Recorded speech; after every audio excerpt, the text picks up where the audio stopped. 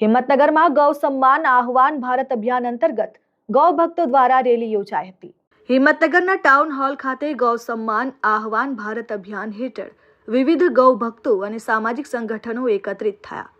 હાથમાં બેનરો અને સૂત્રોચ્ચારો સાથે રેલીનું આયોજન કરવામાં આવ્યું અને ગાય માતાનું સન્માન કરો, ગાય માતાની સેવા કરો અને ગાય માતાની સુરક્ષા કરો જેવા સંદેશાઓ સાથે લોકોમાં જાગૃતિ લાવવાનો પ્રયાસ કરવામાં આવ્યો। રેલી શહેરના મુખ્ય માર્ગો પરથી પસાર થઈ જિલ્લા કલેક્ટર કચેરીએ પહોંચી। ત્યાં પ્રતિનિધિ મંડળ દ્વારા મામલતદારને પ્રાર્થના પત્ર આપવામાં આવ્યું। રજૂઆતમાં ગાય માતાના સંરક્ષણ માટે કડક કાયદા અને અસરકારક અમલીકરણની માંગ કરવામાં આવી। આ સમગ્ર કાર્યક્રમ દરમિયાન ગૌભક્તોમાં ભારે ઉત્સાહ જોવા મળ્યો। શાંતિપૂર્ણ માહોલમાં યોજાયેલી આ રેલીમાં મોટી સંખ્યામાં મહિલાઓ અને યુવાનો પણ જોડાયા। ગાય માતાના સન્માન અને સુરક્ષાની માંગ સાથે યોજાયેલી આ રેલી શહેરમાં ચર્ચાનો વિષય બની હતી। આજે હિંમતનગર મધ્યે રાષ્ટ્રવ્યાપી જે ગાય માતાનું સન્માન આહવાન અભિયાન જે ચાલે છે એ નિમિત્તે આજે નલિનકાંત ગાંધી હોલથી અહીં ગાય માતાને સાથે લઈને ગાય માતાનું સન્માન, ગાય માતાની સેવા અને ગાય માતાની સુરક્ષા માટે થઈ અને આજે પ્રાર્થના પત્ર આપવા માટે આવ્યા છીએ।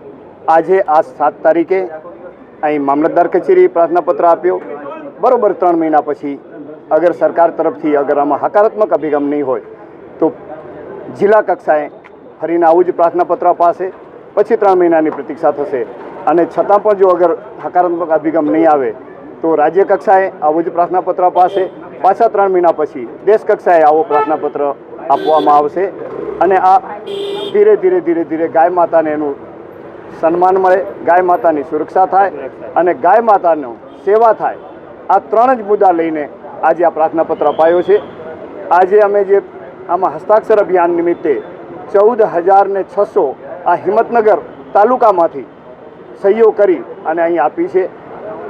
લગભગ આજે 300 લોકો સાથે મળી અને અહીંયા પ્રાર્થના પત્ર આપ્યો છે।